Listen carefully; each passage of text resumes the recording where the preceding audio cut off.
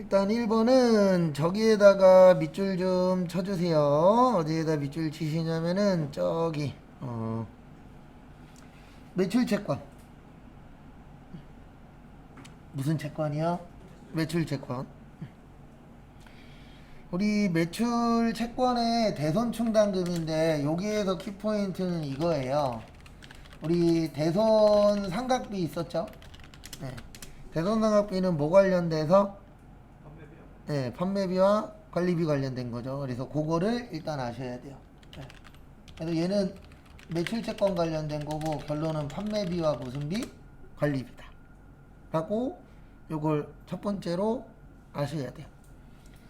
그래서 거기 보시면 과소에다가 밑줄 치세요. 뭐 했다고요? 과소. 과소의 뜻. 네, 적게 잡았다. 그러면 적게 잡으면 비용은 커질까요? 작아질까요?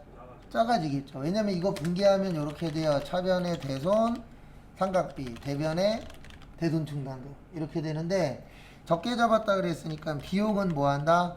감소한다. 비용이 감소하면 이익은 어떻게 된다? 늘어난다. 이익이 늘어나면 회사 돈도 어떻게 된다? 늘어난다. 그래도 정답 몇 번이요? 네, 4번. 왜냐하면 비용의 과대 계상은 과대의 뜻은 많은 거잖아요. 근데 많아요, 적어요? 적죠. 그리고 이 문제는 전산액의 1급에 더 잘 나옵니다. 세무보다는. 그 다음에 2번 저기에다 밑줄 치세요. 무형자산. 무형자산의 감가상각 관련된 문제인데요. 여기에서 일단 알고 계셔야 되는 건 첫 번째로 우리 무형자산 감가상각 할 때 무슨 법 쓴다? 정액법. 그 다음에 잔존가치 있다 없다? 없다. 이런 거 잘 좀 봐주세요. 그래서 1번 잔존가치는 없는 것을 원칙으로 합니다. 그래도 1번 맞아요? 틀려요? 맞아요. 그 다음에 2번 요건 배운 적은 없는데 법적 내용 연수와 경제적 내용 연수 좀 짧은 걸로 합니다. 맞아요.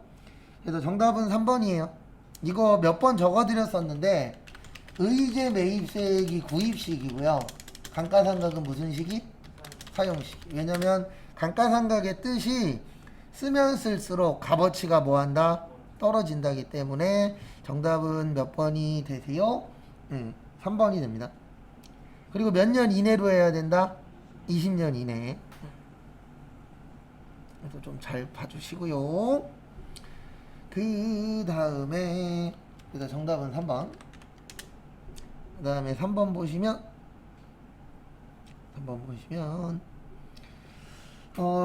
부채죠. 네, 부채는 우리가 갚아야 되는 의무가 있습니다. 그래서 뭐라 그래요? 채무라고 표현을 합니다. 그래서 채무는 갚아야 될 뭐가 있다? 의무가 있다. 네, 라고 이해를 해주시면 될 것 같고요. 그 다음에 1번 부채는 과거의 거래나 사건의 결과로 현재 기업 실체가 부담해야 되는 거 맞아요? 틀려요? 맞아요. 그래서 1번 맞고 그 다음에 2번 부채 정의는 만족하기 위해서는 금액이 저기에다 동그라미 좀 쳐주세요. 반드시 때문에 틀렸습니다. 그래서 정답은 몇 번이세요? 네, 2번이에요. 왜냐면 우리 대표적인 게 퇴직급여 충당부채라고 있어요? 없어요? 있어요. 얘는 추정치예요.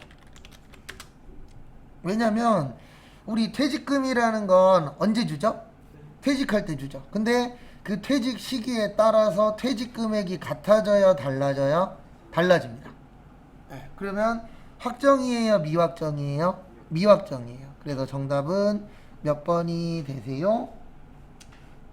정답은 2번이 됩니다. 그래서 확정돼야 되는 건 아니라는 거 참고하시고 그 다음에 4번 자, 그 다음에 3번 보시면 과거 사건으로 인해 현재 의무가 존재할 가능성이 매우 높고 그 다음에 금액이 인식기준을 충당하는 거 요거는 무슨 부채라 그래요? 충당 부채라고 합니다. 그래서 대표적인 게 퇴직급여 충당 부채예요. 그 다음에 4번 보시면 그리고 4번은 그냥 컨트롤 F로 찾으세요. 컨트롤 F로 찾으면 선수금은 유동부채 맞아요? 틀려요? 맞죠?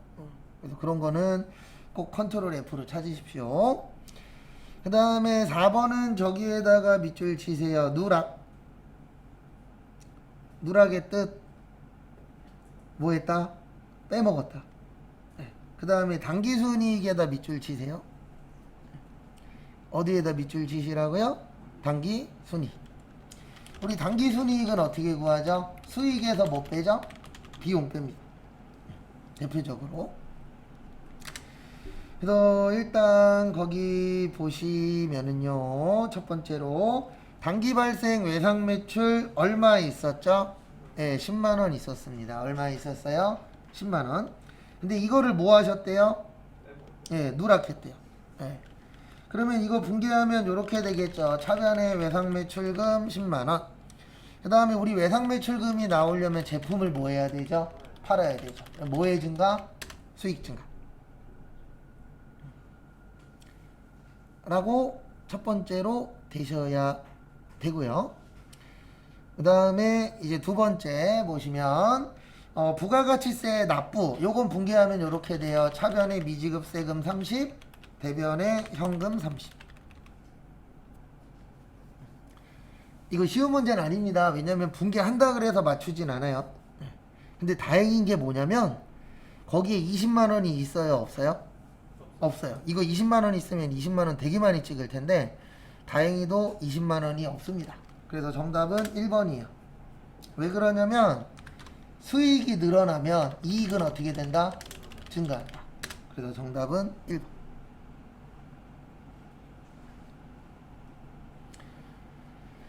그 다음에 5번 자본. 그래서 거기 자본 보시면은요, 우리 자본 나오면 기억하셔야 될 게 몇 가지 있죠. 그 중에 하나가 뭐냐면 자본금. 그래서 주식 발행수 곱하기 무슨 가액? 액면가액. 그래서 보통주하고 우선주 있었죠. 그 다음에 이익잉여금, 이익준비금하고 끝에가 무슨 금? 적립금. 그 다음에 이익준비금 정의도 외우라고 했었었죠. 그래서 정의 어떻게 되세요? 이익준비금의 정의? 현금 배당의 몇 분의 몇? 네, 10분의 1. 자본금의 2분의 1. 항상 뭐 물어볼지 모르기 때문에 잘 숙지하고 계셔야 됩니다. 그 다음에 저기 결손금 무슨 순서? 처리 순서 있었죠? 그래서 결손금 처리 순서 어떻게 됐어요? 임해 적립금, 기타 법정 적립금, 이익 준비금, 그 다음에 자본 잉여금. 그래서 거기 보시면 미교부 주식 배당금과 자기 주식 처분 손실 이런 건 그냥 컨트롤 F로 찾으십시오. 그러면 자본 조정 맞아요. 그 다음에 감자에다 밑줄 치세요. 감자의 뜻 자본금이 뭐한다? 감소한다. 그리고 순자산이라고 나오면 이게 자본이에요. 그러면 자본 늘어나요? 줄어들어요? 줄어들죠.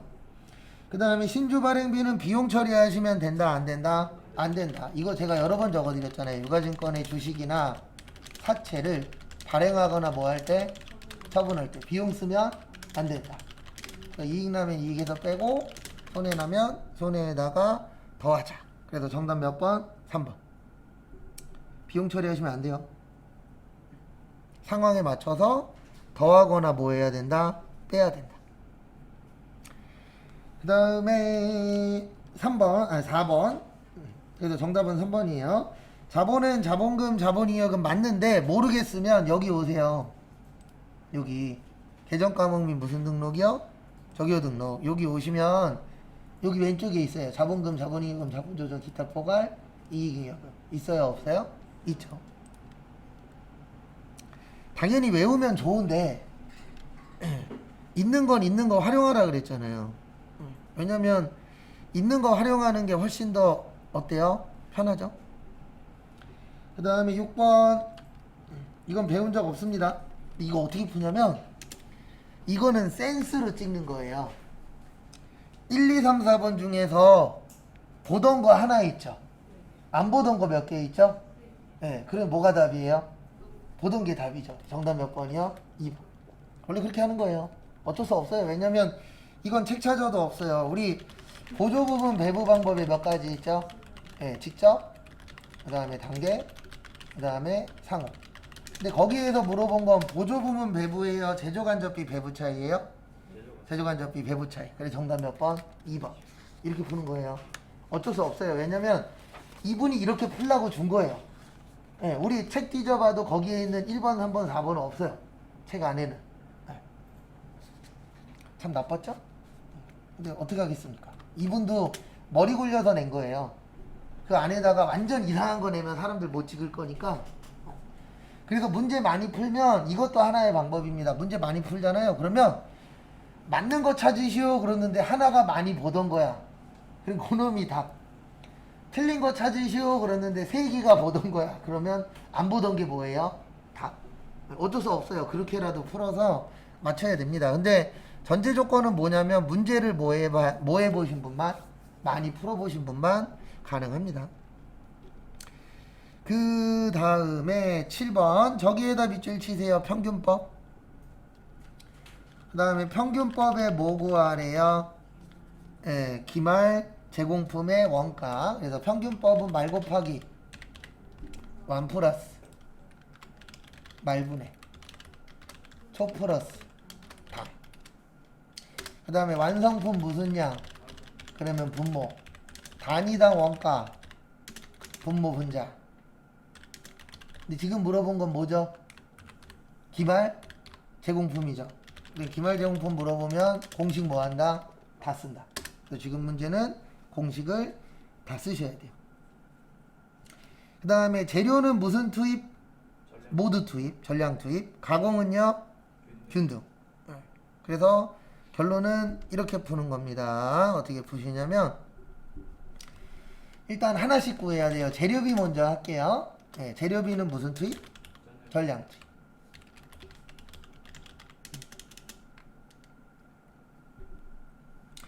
그래서 거기 보시면 말 몇 개죠? 200개. 왜냐면 400개에 몇 프로? 50%. 그 다음에 완 몇 개예요? 1200개. 아이고 죄송합니다. 잘못 썼네. 전량 투입이니까 200이 아니고 몇이에요? 400이에요. 죄송합니다. 그 다음에 완 몇 개? 1200개. 그 다음에 말 몇 개? 400개. 그 다음에 초의 재료비 얼마죠? 50만원. 총의 그 다음에 단기의 재료비 얼마예요? 70만원. 이렇게 하는 거예요. 50만원하고 70만원. 그래서 꼭 뭐가 있어야 된다? 계산기. 그래서 계산기로 120만원 나누기 1600 곱하기 400 하면 30만원 나와요. 근데 이거는 무슨 비예요? 재료비예요. 그 다음에 이제 무슨 비 구해야 돼요? 가공비. 가공비는 무슨 발생? 네, 균등 발생. 네. 균일이 균등이에요. 그래서 200개 곱하기. 왜냐면 균일일 땐 퍼센트 곱하잖아요. 그 다음에 1200 더하기 200 분의 30만원 더하기 40만원. 요런 건 한두 번만 해보면 맞출 수 있어요. 70만원 나누기 1400 곱하기 200 하면 10만원. 그래서 30만원에 10만원이면 얼마예요? 네, 40만원이죠. 그래서 정답은 몇 번? 1번. 요런 건 한두 번만 해보면 할 수 있잖아요. 충분히. 제가 항상 하는 얘기지만 어려운 거 맞출 생각 하지 마시고 쉬운 거 안 틀릴 생각이 1번이에요. 그 다음에 쉬운 거 이제 내가 다 맞춰. 그러면 그때부터 이제 뭐 맞추는 거예요? 어려운 거 맞추는 겁니다. 그 다음에 8번. 요거는 학교 다닐 때 산수를 좀 좋아하셨어야 맞출 확률이 좀 올라가긴 합니다. 왜냐면 약간 응용 문제예요. 일단 거기 보시면 원재료는 300만원이래요. 2021년. 그 다음에 12월 31일 기말은 기초보다 얼마 더 많다? 20만원. 우리 재료비 구하는 공식. 네, 기초 원재료 더하기 단기 원재료 매입액 빼기 기말 원재료. 사용한 원재료가 재료비예요. 네, 그래서 얼마 썼다고요? 300. 그 다음에 기말은 기초보다 얼마 많다? 20만. 네, 20만 원 많다. 그러면 기초가 빵이면 기말은 얼마요? 20. 여기에다 얼마 쓰든 상관없어요. 둘이 얼마만 차이 나면 돼요? 20만 원만. 그러면 얼마에서 20만 원 빼면 300 되죠?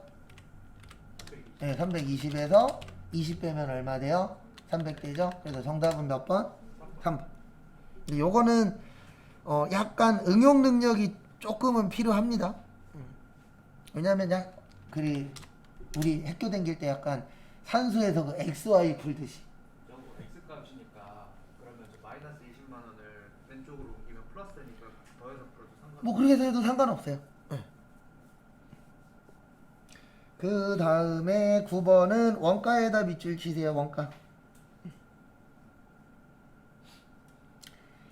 일단 1번 단기총 제조 원가. 네, 무슨 원가요?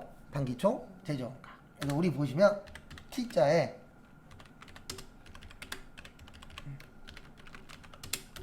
무슨 품 있죠? 제공품 있죠. 그러면 제공품 할 때 단기총 제조 원가 어느 변에 있어요? 차변. 그래서 1번 맞아요.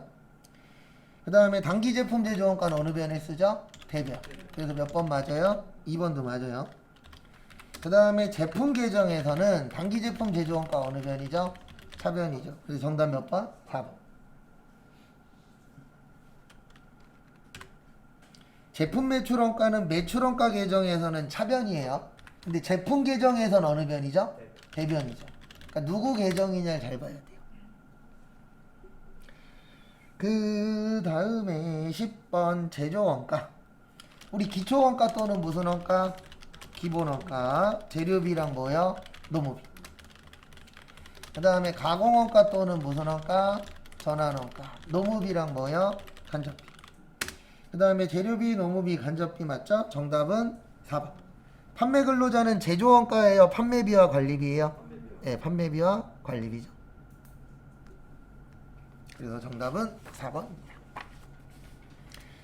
그 다음에 11번에 별표 3개 치세요. 이거 잘 나옵니다. 용역식이. 이거 항상 잘 물어봐요. 1번 옆에다 요거 적어주세요. 장기 할부 판매. 중간 지급 조건부. 완성도 뭐요? 기준 지급. 요건 대가의 각 부분을 뭐 하기로 한대? 받기로 한대.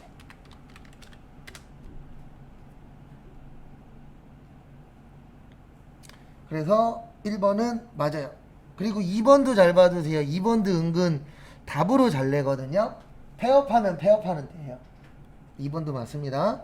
정답은 3번이에요. 이거 틀리시면 안 돼요. 우리 몇 번을 외웠어요. 수출은 무슨 일기준? 선적일 기준. 그 다음에 선적일보다 환가일이 빠르면 무슨 일기준?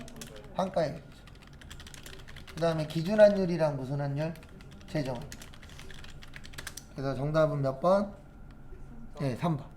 공급가액이 확정되는 때가 아니고 선적일이에요. 그리고 가끔씩 문제 풀다 보면은 이거는 이제 헷갈려 하시는 분들 계셔서 알려드리는 건데 선적이라고 나올 때도 있고 요 옆에다 이렇게 적어 놓을 때 있어요. 기적일. 두 가지의 차이점 뭐예요? 네, 그렇죠. 선적은 배에다 싣는 거예요. 기적은요? 네, 비행기에다. 비행기에다 실어서 올 수도 있잖아요. 그렇죠. 실는 순간. 그러니까 실는 날짜에 수출했다라고 보는 거죠. 왜냐면 배에다 실었어. 못 내리잖아요. 네. 근데 비행기에 실었어. 못 내리잖아요. 라고 보는 거예요. 네. 그래서 어디에 실었느냐. 거기에 따라서 나누어지는데 배에다 싣는 건 선적이라고 하고 비행기에다 싣는 건 뭐라 그래요? 기적일이라고 합니다. 12번 영세율에다 밑줄 치세요. 영세율은 국내 거래, 국외 거래, 국외. 그래서 주로 뭐요? 수출. 그래서 보시면 1번 중개무역 방식의 수출업자. 맞아요. 위탁 판매업자의 수출업자. 수출품을 외국으로 반출하는 사업자. 정답은 4번입니다. 수출을 대행해주는 사람은 대행해주고 뭐 받죠? 네, 수출 대행하면 수출 대행하고 수수료 받아요. 그럼 이거는 국외거래가 돼요? 국내거래가 돼요? 국내거래가 됩니다. 그래서 정답은 4번. 또 여러분들이 이런 데에도 취업할 수 있다고요? 없다고요? 있어요. 근데 이런 데 취업하시려면은 외국어를 잘하시면 유리합니다. 어쩔 수 없어요. 왜냐면 수출 대행하는 데다 보니까 대부분 외국어 써요, 안 써요? 쓰죠. 그래서 저도 예전에 무역회사 다닐 때 저희가 무역은 하지만 대부분 수출하는 건 대행업체한테 뭐예요? 맡겨요. 왜냐면 그게 더 편하니까. 그 다음에 그래서 정답은 4번이세요. 13번 간이과세자. 간이과세자 누구만 가능? 개인만. 직전연도 공급 대가가 4천이 아니고 8천만원 미만. 그 다음에 공급 대가가 4,800만원 미만이면 영수증. 그 다음에 공급 대가가 4,800만원 미만이면 세금 안 내.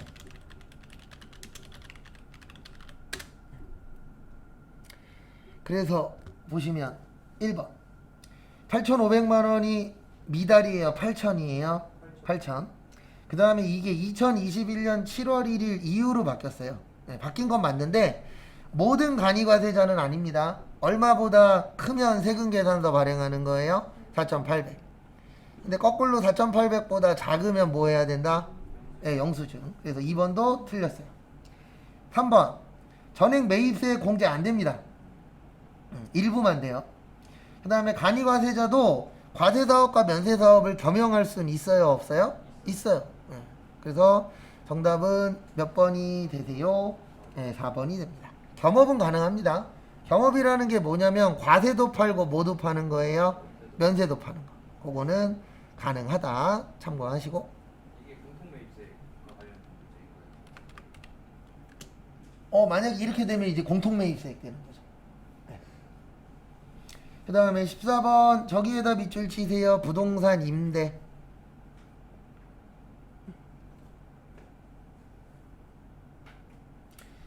(1번) 보시면 배운 적은 없습니다. 정답 1번이에요. 2천만 원이 넘으면 종합과세예요. 2천만 원이 안 돼야 분리과세입니다. 그러니까 초과가 아니고 뭐예요? 이하여야 돼요. 근데 거기는 뭐라고 써놨죠? 초과라고 써놨죠. 근데 따로 배운 적은 없어요. 저희는 저희 시험에 부동산 쪽이 그렇게 많이 나오는 건 아닙니다. 그래서 2천만 원을 이하면은 분리과세. 그러니까 금액이 많으면 대부분 분리해서 내야 되는 거예요? 종합해서 내야 되는 거예요? 종합해서. 그 다음에 2번 1주택 소유자가 한 개의 주택을 임대하면 일반적으로 간주임대료 안 냅니다. 왜 그러냐면 대부분 1가구 1주택은 세금 내요? 안 내요? 안 내요. 고가주택 아니면 세금 안 내도록 되어 있습니다. 왜 그러냐면 우리 살아가려면 뭐가 필요하죠? 집이 필요하죠. 그래서 1가구 1주택은 상관없어요. 그러니까 참 사람들이 재밌는 게 뭐냐면 TV에 나와서 막 자기 힘들어요, 자기 죽겠어요 얘기하는 사람들 있죠. 그 사람들 불쌍해할 필요 없어요. 왜냐면 거기 나와서 힘들어요, 저 대출 잘못 받았나요 라고 떠드는 사람들은 최소 1가구 2주택이에요 1가구 1주택자가 힘들어요 죽겠어요 이런 애들은 다 뭐냐면 영끌한 애들이에요. 그러니까 TV에 나와갖고 뭐 죽겠어요 뭐 한다라고 얘기하는 애들 걱정하실 필요 1도 없어요. 걔네들은 지들이 뭐 판 거예요? 지무덤 판 거예요. 왜냐면 그런 사람 치고 1가구 1주택인 사람 없습니다. 또 슬슬 뉴스에서 시작했어요. 영끌 하시라고. 오늘도 아침에 출근하면서 인터넷 뉴스 봤더니 저거 나오더라고요. 뭐 나왔냐면 9천만 원의 집을 사서 1억의 전세를 줬대요. 그럼 내 돈 들어간 거 있어요? 없어요? 없어요. 오히려 얼마 벌었어요? 1,000만 원 벌었죠. 이거 계속 나오면 결론은 뭐냐면 이제 또 슬슬 시작할 때가 된 거예요. 뭐 시작할 때가 됐냐면 부동산 값이 떨어질 때가 된 거예요. 그래서 그런 거 믿고 사시면 큰일 납니다. 그러니까 지금 부동산은 꼭 이거는 알고 계셔야 돼요. 뭐는 알고 계셔야 되냐면 투자 목적으로 사면 되게 위험해요. 간단하게 설명드리면 살 사람이 없어요. 그러니까 저기는 괜찮아요. 강남. 서울은 괜찮아요. 왜냐면 일본도 도쿄는 집값 안 떨어지고 올라갔거든요. 근데 지방은 지금 공짜로 줘요. 집을. 진짜로. 근데 공짜로 줘도 못 삽니다. 왜냐면 일본은 저도 들은 얘기인데 아마 거의 맞는 것 같아요. 상하수도 연결이 안 돼 있대요. 그래서 집을 사면 상하수도 연결하는 데만 3, 4천만 원 들어간대요. 근데 우리나라는 연결 다 되어 있잖아요.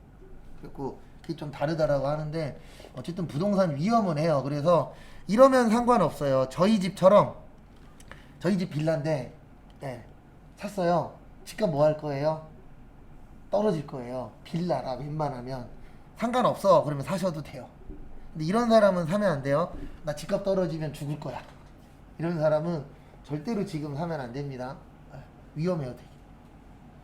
그 다음에 15번도 어려워요. 저기에다 밑줄 치세요. 수입 시기.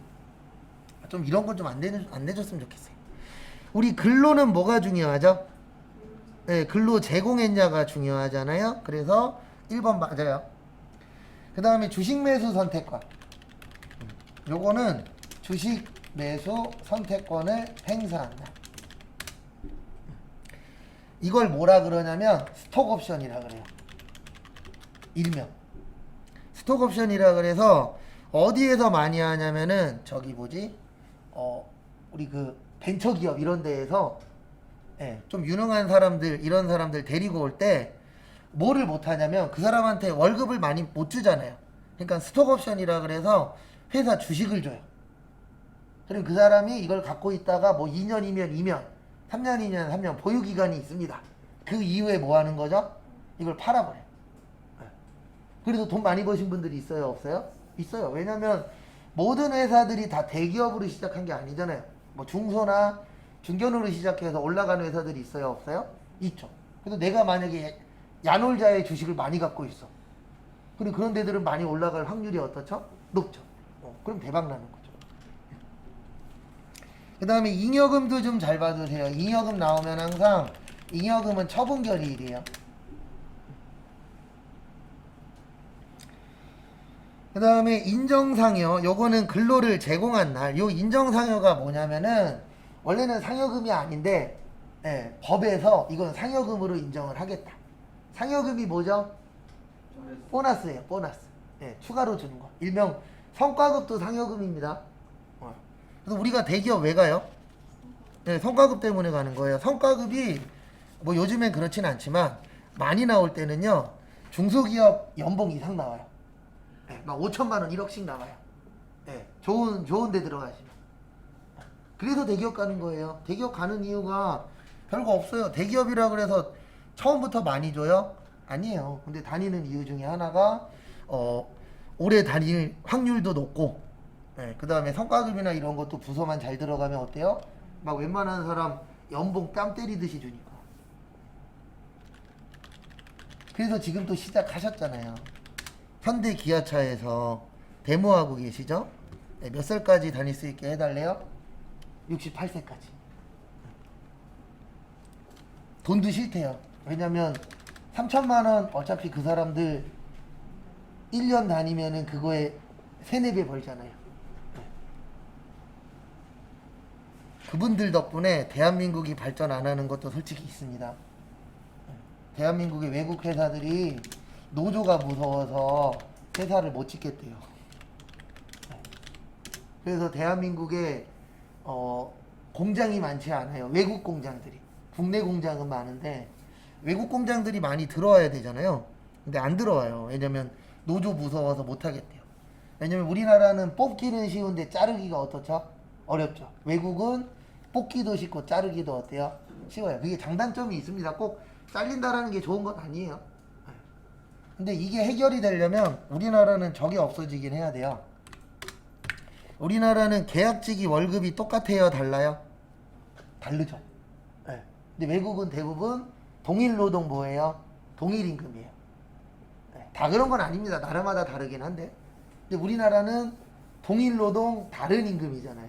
이게 해결이 돼야 자르기도 쉬워질 거예요. 근데 지금 우리나라는 정규직은 월급이 높고 계약직은 월급이 낮고 이러니까 자르는 게 쉬워지면 정규직들을 먼저 잘라버릴 거라고요. 맞죠? 네. 근데 똑같아지면은 누굴 자를 거예요? 계약직들을 자르겠죠. 네. 그래서 그게 좀 변해야 되는데 미리 말씀드리지만 그럴 가능성은 1도 없어요. 대한민국은 그건 좀 힘들긴 하더라고요. 그 다음에 1번은 요겁니다. 매입 시의 부대 비용 문제. 근데 뭐 기억해야 돼요? 단기 매매 증권. 몇 번 때? 900번 때. 요거 잘 기억하시고. 이거 틀리시는 분들은 둘 중에 하나입니다. 900번 대를 800번 대로 쓴다거나, 예, 아니면 기억을 해요? 못해요? 못해요. 예. 그래서 막 딴 거 쓰실 분도 있어요. 그래서 수수료 비용 얼마요? 20만원. 통장에서 얼마 나갔어요? 1020만원. 단기 매매 증권 얼마 샀죠? 1000만. 이 정도 맞춰야 됩니다. 전산회계 1급에도 종종 출제돼요. 그 다음에 2번 저기에다 밑줄 치세요. 제품 뭐 주셨어요? 제품 주셨어요. 그래서 분계는 이렇게 됩니다. 좋은 일에 쓰는 거 기부금. 원가로 본다, 시가로 본다. 원가로. 왜냐면 이거 판 거예요, 안 판 거예요? 안 판 거예요. 그래서 안 팔린 거에다가 시가 쓰시면 안 돼요. 3천. 그 다음 얼마요? 아, 잘 봐야죠. 여기에 저렇게 나와야 돼요. 이거 한 대당. 아니면 이게 나와야 돼요. 여기 보세요. 지금 말한 3억이 되려면 한 대당 3천. 아니면 골뱅이 3천. 이렇게 나와야 3억이에요. 그렇죠. 그냥 총금액이라고 보시면 돼요. 왜냐면 지금 말씀하신 그런 부분들이 생기기 때문에 시험에서는 곱해야 될 때는 대당 얼마 아니면 골뱅이가 한 개당 금액이거든요. 네. 근데 이럴 때는 꼭 여기 가서 한 번 더 보시고 또 알아요. 구제해 줬을지. 네. 아, 시험 문제는 친절할 때도 있고 불친절할 때도 있어요. 네. 그래도 친절할 때 만나면 합격률이 높은 거고 덜 친절할 때 만나면 합격률이 뭐 한 거예요? 낮은 거예요. 네. 왜냐면 내는 사람마다 다르니까. 그래서 보시면 세무 2급에 실무 시험 안 된대요. 여기 써있죠? 한 개당 원가가 3천만 원이라는 언급이 없음으로 안 되신대요. 네. 그래도 이렇게 한 번씩 확인하세요. 그러면 다음부터는 개당 없으면 그냥 뭘로 쓰면 되는 거예요? 통으로. 네. 또 다음에 안 틀린대죠. 항상 하는 얘기잖아요. 똑같은 거 다음에 또 나왔을 때 안 틀리면 잘하는 거예요. 그 다음에 저기요 8번 잡아야죠. 왜냐면 제품은 팔아야 되는데 팔았어요? 안 팔았어요? 안 팔았죠. 그것도 잘 기억하시고 6월 11일 저기에다 밑줄 치세요. 자기 주식이랑 자기 주식 처분 손실. 그러면 자기 주식은 자본 조정, 자기 주식이랑 자기 주식 처분 손실 다 자본 조정이에요. 그러면 자본은 무슨 처리한다? 네. 자본은 상계처리. 그리고 이제 어떻게 나오면 상계 처리해야 되는지 대충 감은 오죠. 네. 꼭 마지막에 어쩌고 저쩌고 하나씩 주잖아요. 네. 그래서 이렇게 됩니다. 차변의 통장으로 300주를 주당 1,500원에 팔았어요. 그러면 315만원. 그 다음에 자기 주식은 얼마 주고 샀죠? 네, 300만원 주고 샀죠? 그러면 15만원 이익 났는데 기존에 손해본 거 얼마 있었다? 3만원. 그래서 자기 주식 처분 손실 3만. 자기 주식 처분 12만.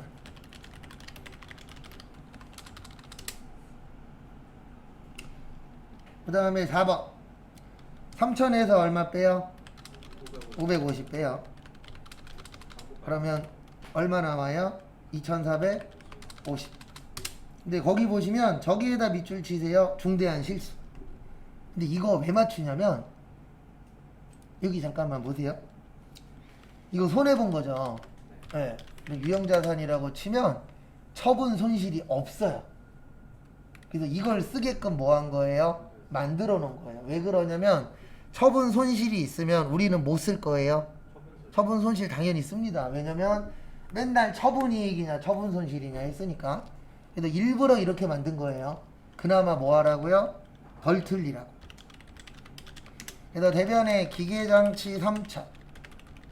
그 다음에 차변에 뭐요? 네, 감가상각 누계액인데, 아이고, 누구 거? 네, 기계장치 거. 그리고 제가 옆에다가 요렇게 적어드리죠. 여기 해놓고 가로 해놓고 회사 이름 말고 이렇게 계정 과목 쓸 때 있어요. 그러면은 이렇게 찾으시면 돼요. 여기 감가치고 누구 찾으세요? 기계. 왜냐면 이거 틀리면 맞는 거예요, 틀린 거예요? 틀린 게 되는 겁니다. 왜냐면은 이거 잘못 잡으면 빼기는 빼는데 이상한 데 가서 빼는 효과가 나타나요. 그래서 이런 거 하나하나도 정확하게 해주셔야 됩니다. 그 다음에 차변에 유형자산 손상 차손 2,400 얼마요? 50. 이건 중대한 실수는 지문에 나왔고 금액이 커서 저걸로 들어가는 금액이 커서가 아니고요. 지금 이야기하신 무슨 실수 때문에? 중대한 실수. 예전에 중대한 그건 저거였죠. 저건 정기 오류. 네, 오류일 때 두 가지 있다 그랬잖아요. 중대한 오류, 중대하지 않은 오류. 그래서 위에 거는 300건 때 정기 오류, 수정, 손익. 밑에 건 몇 건 때요? 900건 때. 중대한이 있긴 있었어요. 근데 이 중대한은 아니에요. 그리고 이거 일부러 이렇게 만든 거예요. 왜냐면 이거 내신 분도 알아요. 이 문제 하나도 없어요. 이게 처음이자 마지막이에요, 거의. 예. 그럼 그냥 주면 사람들 뭐 할 거다? 틀릴 거다. 그러니까 맞출 수 있게끔 어느 정도 안배를 한 거예요. 유형자산 처분 손실 있었으면 다들 그거 쓴다니까요. 예. 그렇죠. 그러니까 안 뜨니까 그거 아니네. 그러면은 요거이지 않을까라고 쓸 확률을 높여준 거예요. 근데 확률이 높은 거지 다 맞춘다는 얘기는 아닙니다. 그 다음에 퇴직연금에 두 가지 있어요. 급여형하고 무슨 형? 기여형. 요번에 나올 확률 높아요. 왜냐면 최근에 계속 연금 얘기 나와요, 안 나와요? 나오죠. 그러면은 연금 관련된 문제가 나올 확률이 올라갑니다. 그래서 퇴직연금 운용자산, 퇴직급여. 지금은 뭘로 하세요? 네, 퇴직급여로 하셔야 됩니다. 그래서 7월 30일 생산 보니까 몇 번대? 500번대. 얼마요? 500만 원. 뭘로 줬다? 보통 예금. 끝. 그 다음에 문제 2번. 메인 매출. 그리고 저희 시험 내시는 분들 되게 시험 문제 잘 만들어요. 근데 뭘 잘 만드냐면 틀릴 문제도 맞추게끔 해주실 때가 있어요. 지금처럼. 이런 케이스들이 좀 있어서 좀 문제 잘 만드시는 것 같아요. 어느 정도 공부하면 떨어지더라도 60점대로 떨어지게끔 만듭니다. 진짜 잘 만들어요. 그거 하나는 기똥차게 잘 만들더라고요. 7월 15일은 저기에다 밑줄 치세요. 구매 뭐요? 확인서. 그래서 구매 확인서에 밑줄 치세요. 그래서 매출에 영세, 대박, 역. 제품 팔았다. 무슨 매출? 제품 매출. 얼마치? 2천. 차전에 외상 매출. 얼마요? 2천.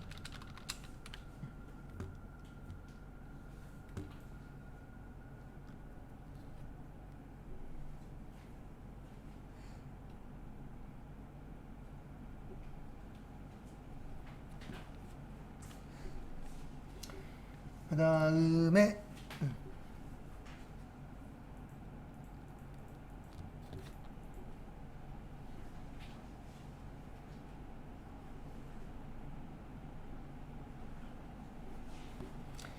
그 다음에 2번 보시면 저기에다 밑줄 치세요. 계산서.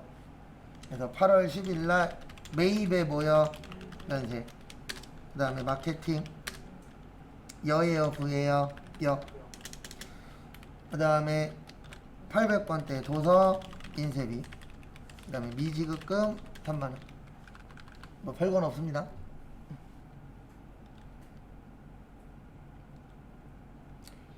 그 다음에 8월 며칠이요? 20일. 어디에다 밑줄 치세요? 카드. 그래서 매입에 화과 제주. 차변에 500번대 복리 고생비 32만 5천원. 세금 32,500원. 대변에 뭐여? 미지급금 357,500원.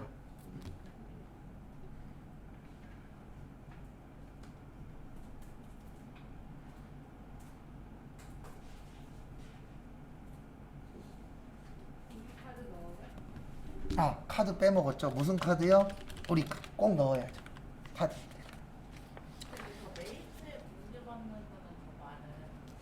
그냥 이거 처리해라. 제가 그랬잖아요. 가로 나왔는데 뭔 얘기인지 모르겠어. 그럼 그냥 무조건 하던 대로 하는 거예요. 그게 무슨 뜻이냐면 과세로 인정해주겠다는 뜻이에요. 근데 이거는 꼭 알고 계세요. 뭐냐면 진짜 이거 읽었는데 뭔 말인지 아무것도 모르겠어. 그럼 그냥 하던 대로 하세요. 네. 그런 경우들이 많지는 않은데 간혹가다 한두 번씩 줘요.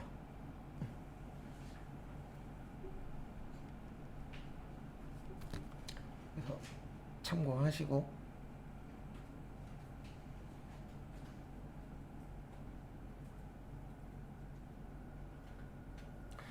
그다음에 9월 11일.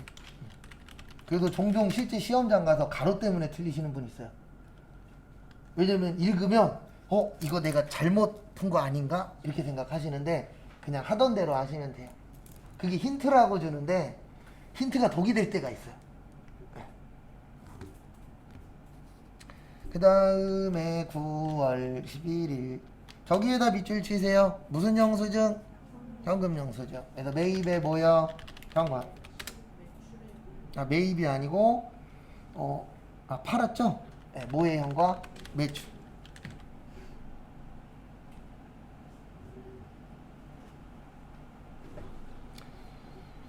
그 다음에 보시면은요, 거래처 어디에요? 네, 한석규씨. 한석규씨를 좋아하나봐요. 예전에 교재 중에 그런 교재도 있었는데 1년 전에는 텔미 식당이었거든요. 근데 1년 후에는 싸이 식당으로 바뀌었어요. 네. 그러니까 원더걸스 좋아하다가 싸이로 바뀌었나 봐요. 그래서 똑같은 교재를 오래 쓰면 회사 이름 바뀌는 거 보면은 이 알바생이 누구를 좋아하는지 어느 정도 보이더라고요. 그 다음에 9월 30일은 저기에다 밑줄 치세요. 광고. 그 다음에 세금 계산서. 그래서 9월 30은 매입의 과세, 광고력, 차변의 광고, 선적, 세금 12. 보통 예금 얼마요? 132만. 이렇게 나오면 매입 매출 전표 다 맞춰야 됩니다. 맞죠? 네. 지금 틀렸어. 제가 항상 얘기하지만 지금 하는 얘기가 아니에요. 어디 가서요?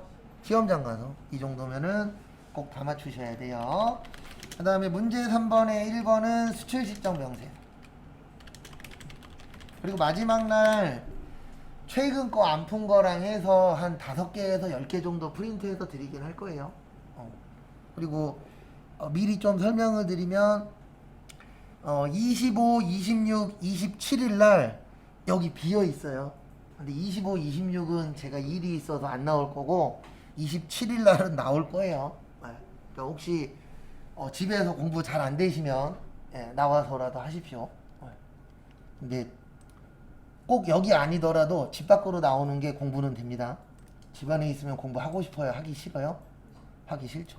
그러니까 저도 예전에 공부한다고 할 때는 항상 저기로 갔어요. 도서관으로. 그러면 2, 30분이라도 보더라고요. 근데 집에 있으면 2-4시간 동안에 좌로 굴러 우로 굴러 하다 보면은 하루 가더라고요. 그 다음에 여기에서 중요한 거는 무슨 일 기준? 선적일 기준. 그래서 첫 번째 보시면 일본은 선적일이 빨라요? 환가일이 빨라요? 선적일. 그리고 994원 9.94원 9.94예요. 그거 조심하시고. 미국은 선적 환가? 환가.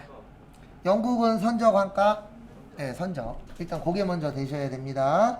4월에서 6월 들어오세요. 그래서 먼저 수출신고번호 넣고 2021년 4월 6일 1번. 그리고 9.94예요. 그 다음에 몇엔? 30만원. 거꾸로 빼시면 안 됩니다. 여기는 994원 넣고 외화에다가 3,000엔 넣으시면 안 돼요. 그 다음에 두 번째 거는 여기는 미국인데 예, 선적보다 뭐가 빠르죠? 환가가 빠르죠. 그래서 1,080원 6만 달러. 이 시험에 나오면 나쁘지 않아요. 하나만 두 개만 조심하면 돼요. 선적일 환가일이랑 엔화 나오면 공 몇 개? 2개. 그것만 조심하면 돼서 제 개인적인 생각은 이거 나와도 괜찮은 것 같아요.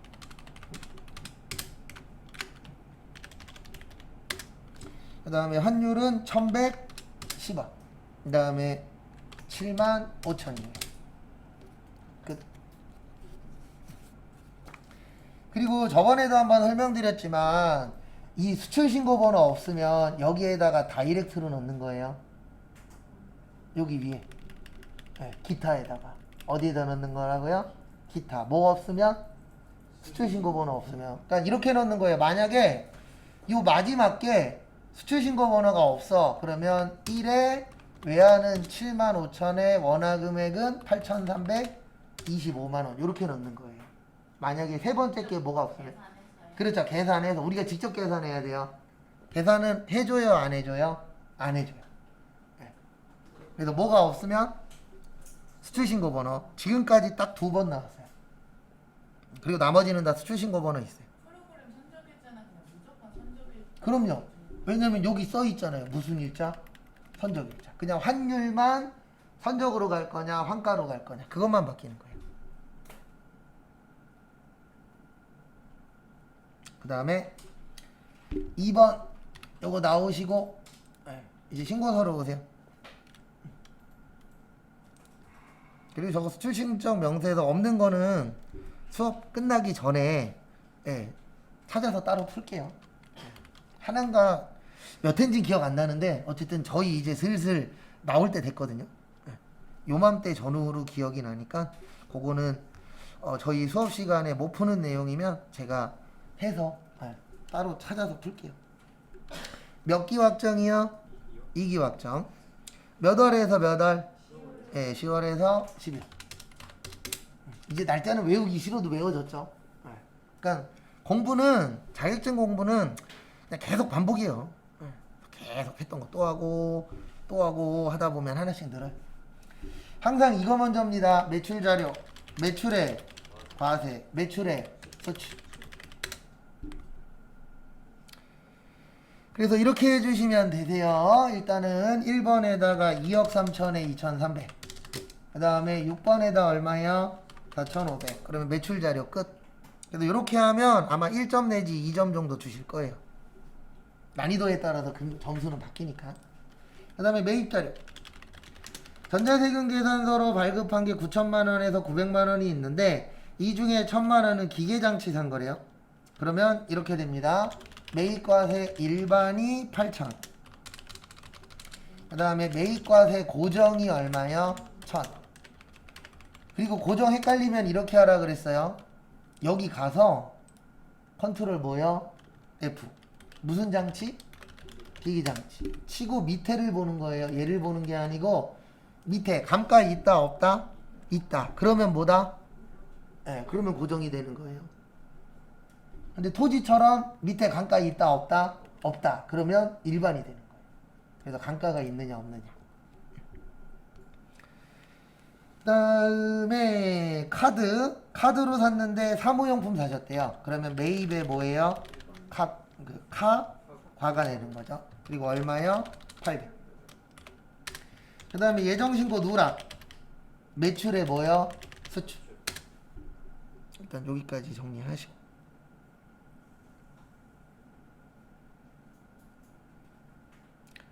그 다음에 같이 보도록 하겠습니다. 그래서 여기 보시면 하나씩 할게요. 10번에다가 일단 8,000에 얼마요?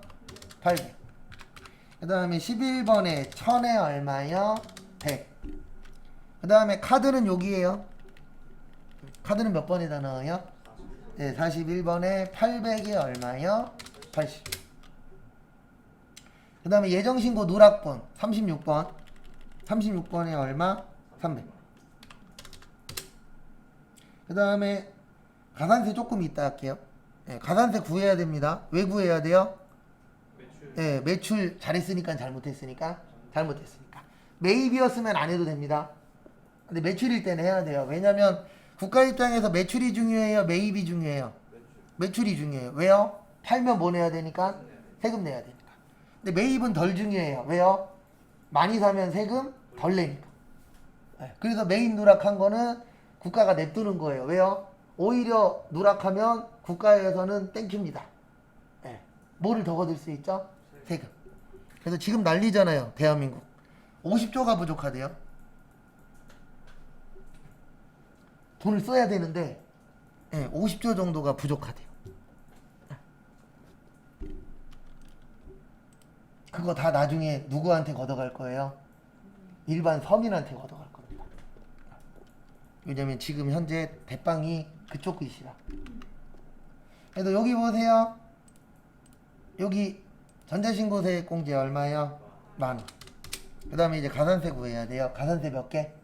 네, 한 개. 뭐요? 영세율, 과세표준, 신고불소. 그래서 이거는 매출의 영세랑 매출의 뭐요? 소출. 이거 왜 안 하죠? 네, 세금 계산서가 없잖아요. 신고 왜 안 하죠? 세금이 없잖아요. 납부지연 왜 안 해요? 세금이 없으니까. 그러니까 그거에 맞춰서 상황에 맞춰서 정해 주셔야 됩니다. 그래서 우리 보시면 영세율이 저기 지금 얼마죠? 300 곱하기 1000분의 몇이요? 5. 그 다음에 몇 프로 빼준다? 25%. 그러니까 300 곱하기 5 나누기 1000 25% 하면 3750.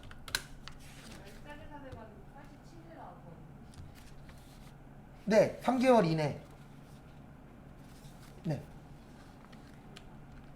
이거 헷갈리시면 안 돼요. 한 달 이내면 90%인 거예요. 그 다음에 한 달에서 세 달은 몇 프로? 75%인 거예요. 그러니까 지금 이야기하신 것처럼 날짜 계산했는데 80 며칠 나왔어. 그럼 3개월 이내잖아요. 그러면 몇 프로 빼주겠다? 75%. 그러니까 10%가 되려면 30일보다 뭐 해야 돼요? 짧아야 돼요. 뭐 저희 저번에 풀었었던 뭐 열흘 이렇게 나오면은 90% 빼주는 거예요. 근데 이게 그 확정신고날이 1월 20일이라서 날짜 계산이 아니요. 솔직히 날짜 계산 안 해도 돼요. 왜 저거 나오는 거예요? 우리 2기 예정 몇 월이에요? 7월 1일에서 9월 30일이죠. 신고는요? 10월 25일. 근데 여기 보시면 몇 월 며칠 날 했대요? 1월 20날. 그게 요거 알려주려고 하는 거예요. 몇 개월? 3개월 이내에 신고했다. 아, 예전 신고 누락이니까 10월 25일부터 날짜 계산. 10월 26일부터 10월 25일까지니까. 그러면 10월 26일부터 해서 몇 월 며칠 날 신고했다고요? 1월 20일. 그러면 몇 달 이내? 3개월 이내. 그럼 몇 프로 빼준다? 75%. 그러니까 만약에 이 날짜가 한 달 이내야. 그러면 90% 빼주니까 몇 프로만 해야 돼요? 10%. 그것 때문에 나온 거예요. 근데 그럴 때도 있습니다. 쓸모없는 데도 나올 때도 있어요? 없어요? 있어요. 근데 지금은 3개월 이내에 신고했다. 그렇게 이해하시면 됩니다. 그래서 가산세는 여기에다 넣는 거예요. 26번 가서 여기 영세율에다가 300만 원에 3,700 얼마요? 50. 이렇게 넣으면 끝. 그리고 시험 때에는 요거 적어 갖고 나오라 그랬어요. 왜냐면 나머지도 적으려면 적을 수는 있는데 시간이 또 부족할 수도 있잖아요. 그래서 좀 여유 있게 조금만 적어서 나오셔도 되고, 아니면 이런 분들도 있어요. 전 그냥 아무것도 안 적을래요. 안 적어서 나오셔도 됩니다. 어차피 가채점은 가채점이기 때문에 결과 나올 때까지 뭐 해야 되죠? 기다려야 돼요. 그리고 실제 결과 나왔을 때 역전되신 분도 있어요. 71점이라 그랬는데 68점으로 떨어진 사람이 있고, 그 다음에 67점이라 그랬는데 72점으로 붙은 사람도 있어요. 왜냐면 입력을 내가 잘못했을 수도 있어요, 없어요? 있어요. 그리고 잘못했는 줄 알았는데 잘했을 수도 있어요. 이게 좀 오락가락합니다. 그 다음에 문제 4번. 우리가 좋아하는 뭐요? 결산. 1번 수동, 2번 수동, 3번도 수동, 4번도 수동. 4번 어렵습니다. 미리 설명드리는데 4번 같은 거 연습할 시간에 딴 거 하세요. 우리 시험에 나올 확률은 많이 적어요. 그 다음에 5번은 뭐예요? 자동. 이렇게 나오면 안 좋은 결산 되는 거예요. 제일 좋은 건 3개, 2개예요. 자동 3개, 수동 몇 개요? 2개. 자동 5개 나온 적도 있긴 있습니다. 무려 한 번. 그래서 그럴 확률은 높아요, 낮아요? 낮아요. 평균적으로는 2개, 3개 아니면 3개, 2개예요.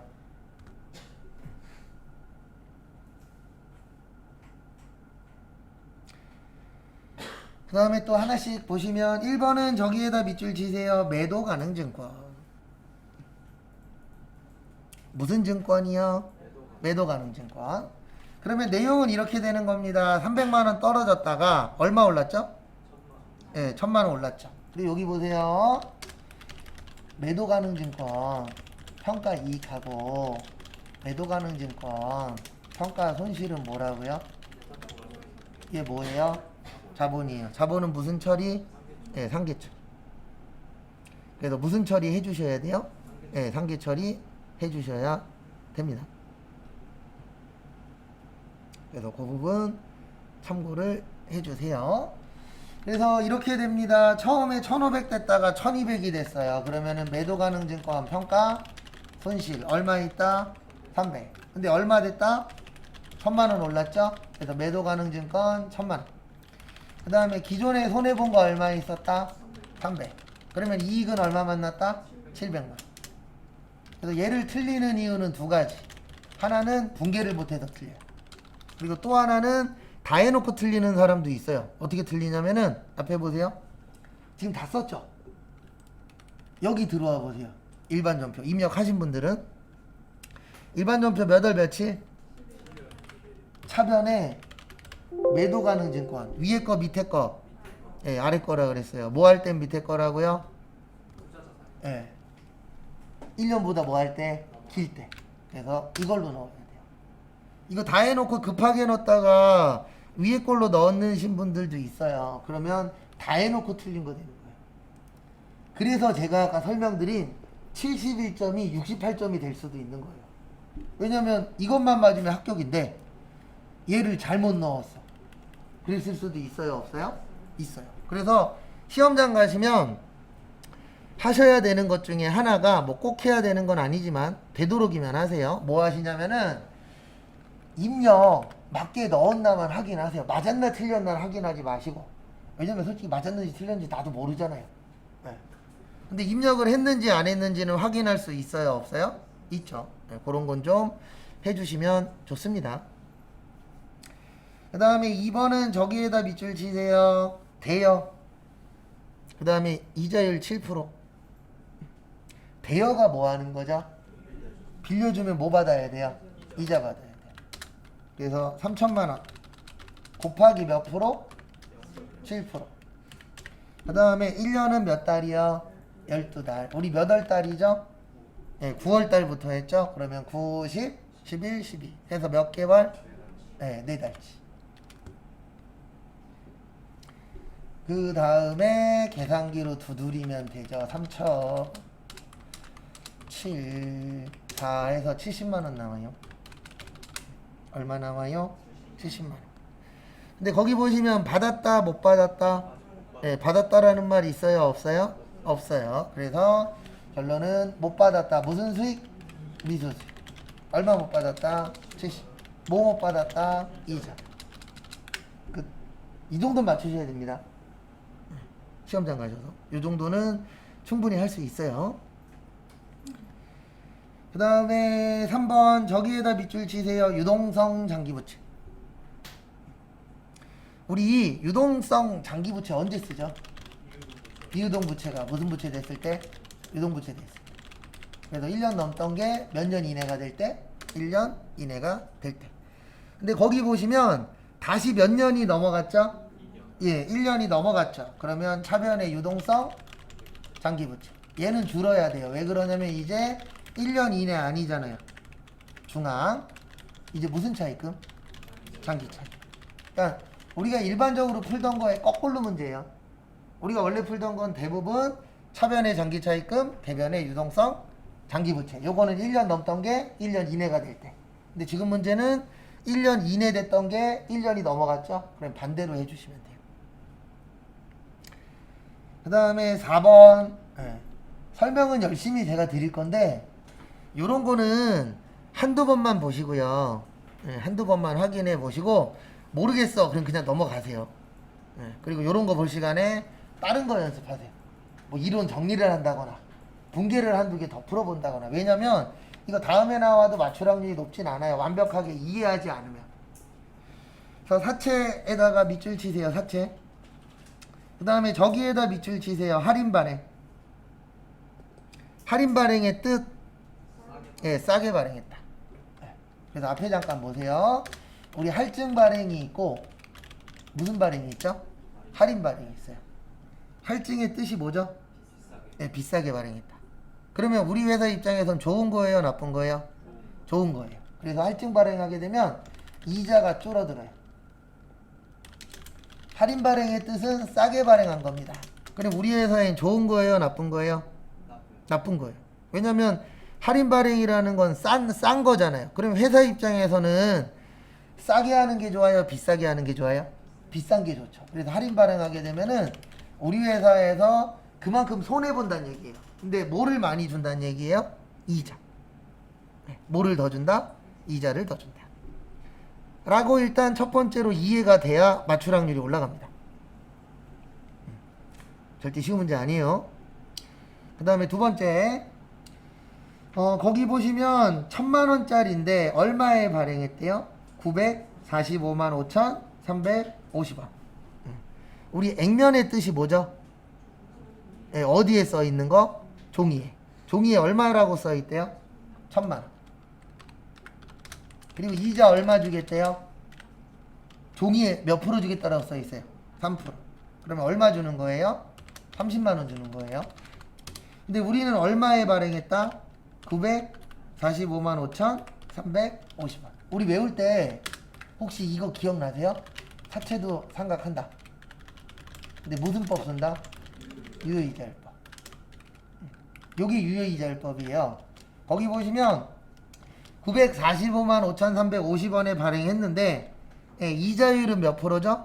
5%. 요게 유효이자율법이에요. 945 350 곱하기 0.05. 그래서 얼마가 나오냐면 472 767.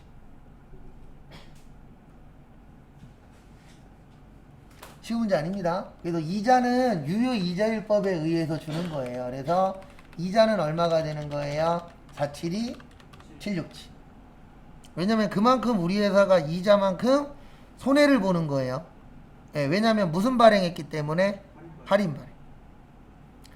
그 다음에 대변에 원래 우리가 주기로 한 거는 액면에는 얼마 주기로 되어 있죠? 30만원. 근데 얼마 더 줬죠? 17만 2,767원을 더 줬어요. 그거만큼 삼각하는 거예요. 그래서 사채, 할인 발행, 차비. 설명을 한번 더 드릴 건데 제발 부탁인데 이런 거는요 한두 번 해보시고 모르겠으면 그냥 빼요. 없어요 문제도. 그리고 다음에 나오면 못 풀어요. 왜냐면 여러분들 잊어버릴 때 또 나오거든요. 알고 있을 때 안 나옵니다. 이런 문제들은. 그래서 맞추면 행복하긴 한데 틀리다 그래서 떨어지는 건 아니에요.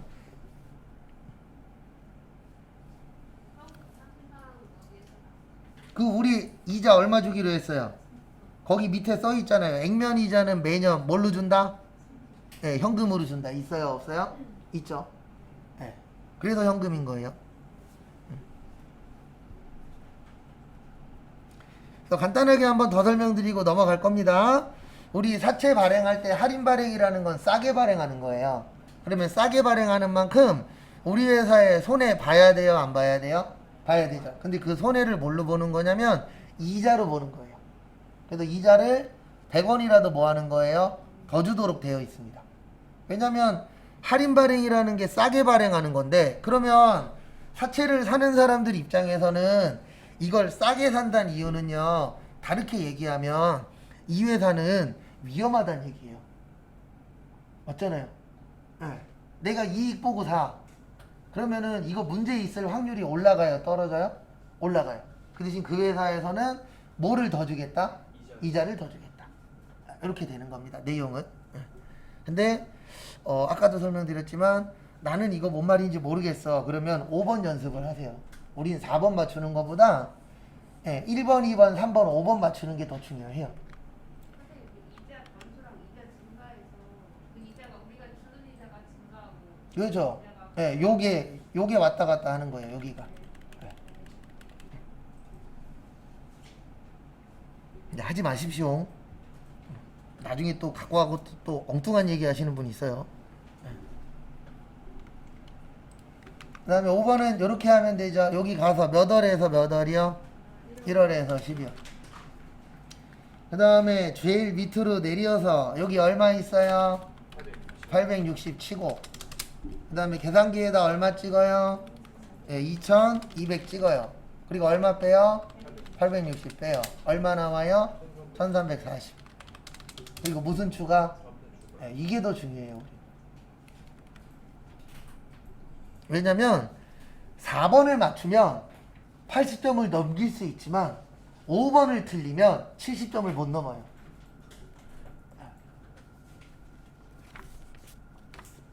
그 다음에 문제 5번.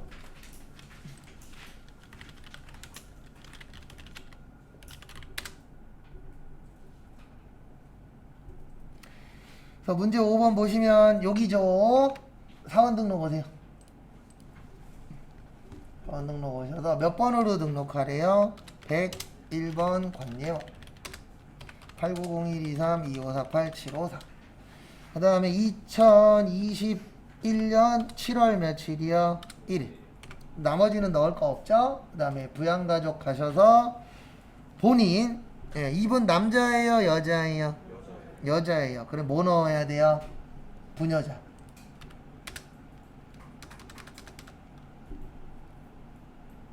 뭐 넣어야 된다고요?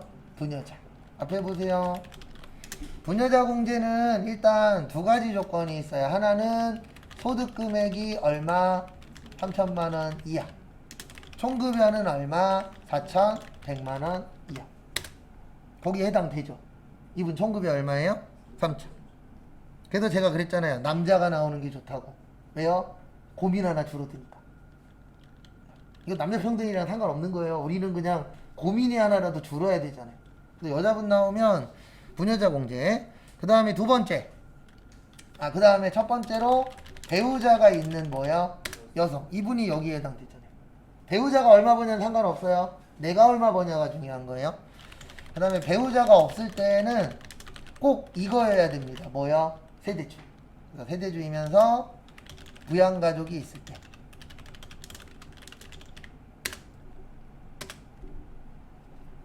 그래서 무슨 공제해 주셔야 된다? 결론은 부녀자.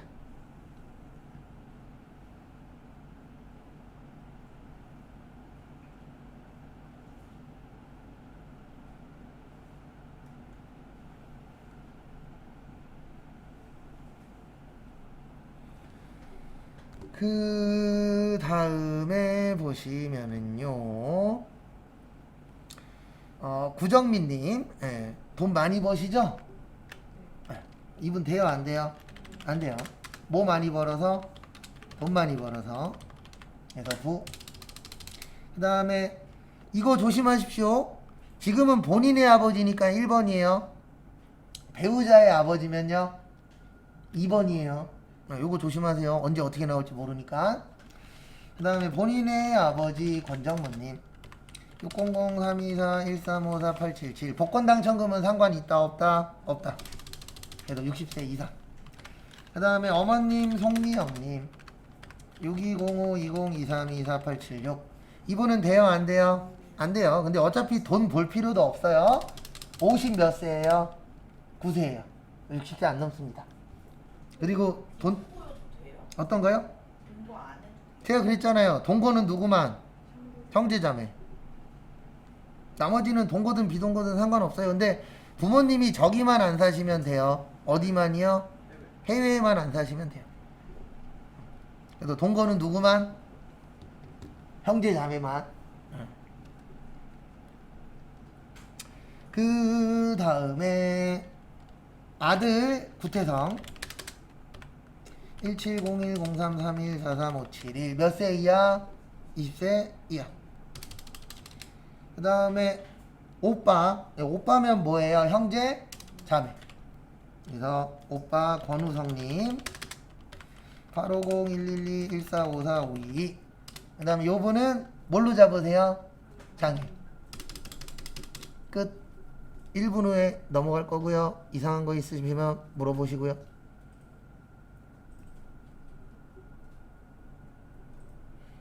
그래서 저거 잘 기억하세요. 동거 여부는 누구만? 형제자매. 그리고 부모님은 언제만 안 된다? 네, 해외에 이민 가 계실 때.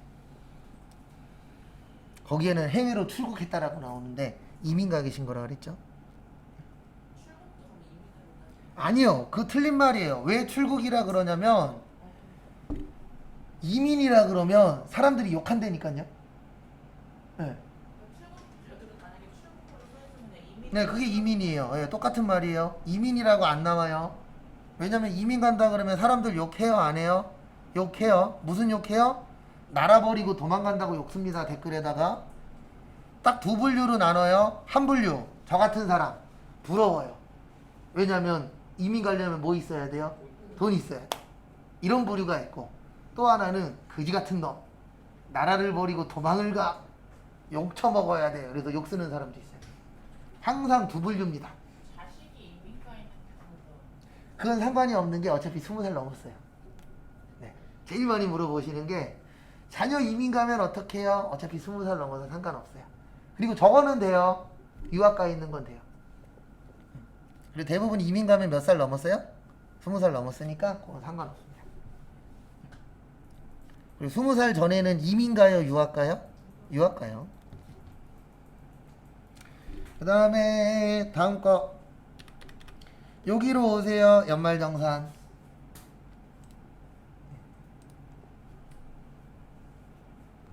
그래도 제가 여러분들이 물어보는 거 대답을 할 수 있는 이유 중에 하나가 과거에 똑같은 질문 똑같이 해요. 네. 안 그러면 저도 기억 안 나죠. 저도 새 거는 잘 몰라요.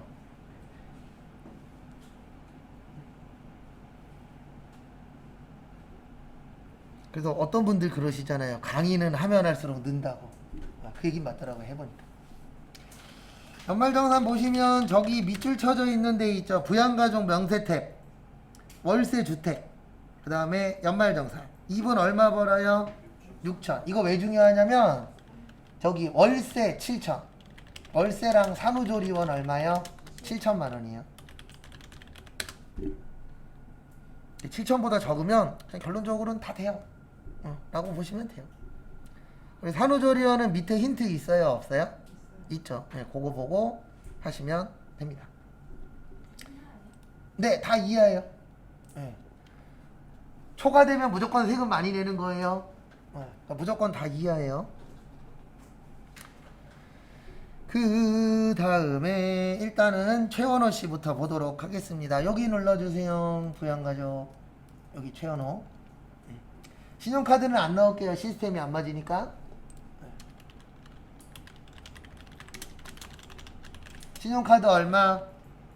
2천. 직불 얼마? 950. 전통 얼마? 50. 현금 영수증 100만원. 돼요. 왜 되냐면 거기 뭐라고 되어 있죠? 학원비. 학원비는 안 되는데 교육비는 안 되는데 신용카드는 됩니다. 우리 학원비는 누구만 가는? 미취학 아동만. 그래서 학원비는 안 돼요. 그렇지만 뭐는 된다? 네, 신용카드 된다. 그 다음에 보험료 돼요. 보장성이니까. 그래서 보험료는 여기 등록이 되니까 네, 여기에다가 이렇게 넣으시면 돼요. 여기 가셔서 보험료.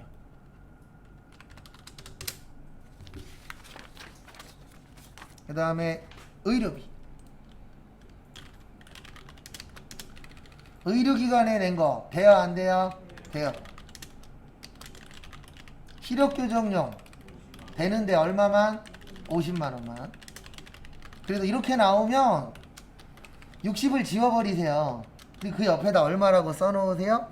50으로. 왜 그러냐면 이거 바로바로 입력 안 하면 좀 이따 해야지 그러면 나도 모르게 이거 60으로 넣을 수도 있어요 없어요? 있어요. 시험장 가서 합격하시려면 그런 잔실수를 줄여야 돼요. 그래서 잔실수를 많이 하냐 적게 하냐도 중요합니다. 그 다음에 건강기능 안 돼요.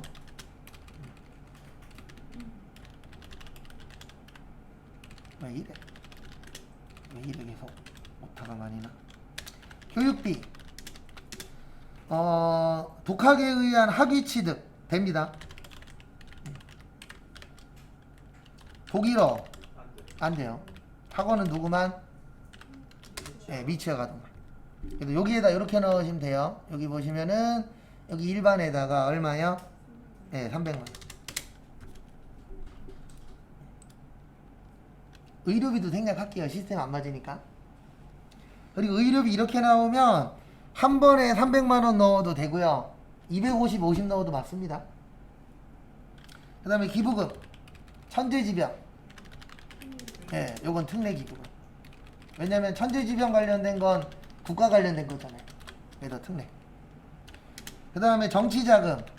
예, 요건 정치자금으로 나오면 돼요. 정치자금은 누구만 가능? 본인만. 근데 지금은 누구밖에 없죠? 예, 한 명밖에 없어요. 본인밖에. 그 다음에 잠시만요. 이거 넣어야 되네. 윤선희 씨 넣어야 돼요. 요 밑에다가 3번. 그리고 여기 헷갈리시면 항상 헷갈리면은 뭐 누르세요? F2 누르세요. 뭐 누르세요? F2. 그러면 여기 배우자라고 나와요. 그래서 배우자의 윤선희 891204256754 그 다음에 이분 소득 없으니까 배우자 맞죠? 산후조리원 네. 돼요. 네. 그 다음에 통신대학 돼요. 돼요. 그래도 둘 다 됩니다.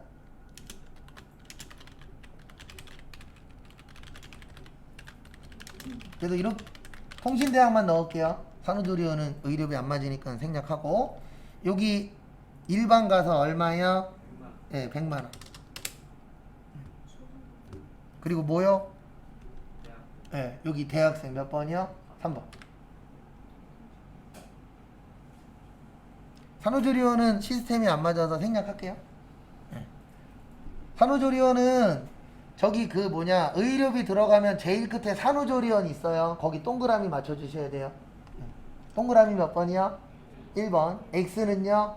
2번. 의료비만 그래요. 왜냐면 의료비 최근에 만들어갖고 시스템이 안 맞는지 걔만 1, 2로 되어 있더라고요. 다 1, 0인데. 저도 처음에 X로 안 바뀌는 거예요. 이거 뭐지?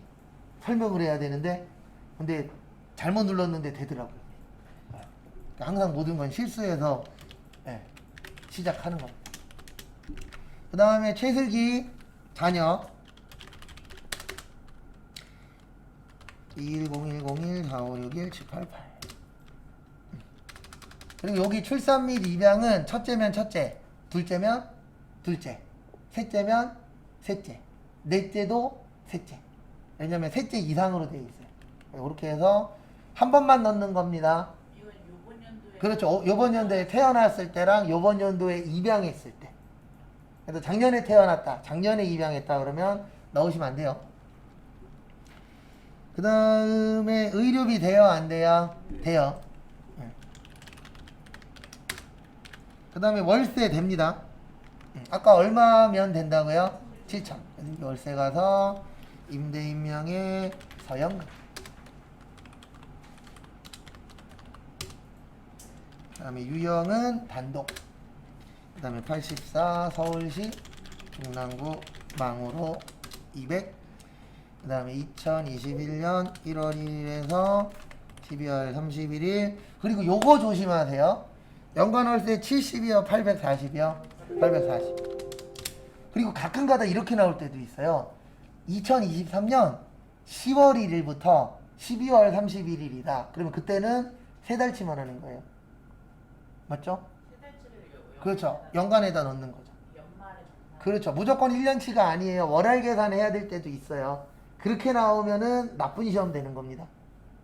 네, 이게 가장 좋은 거예요. 왜냐면 여기 연간 얼마라고 줬잖아요. 네.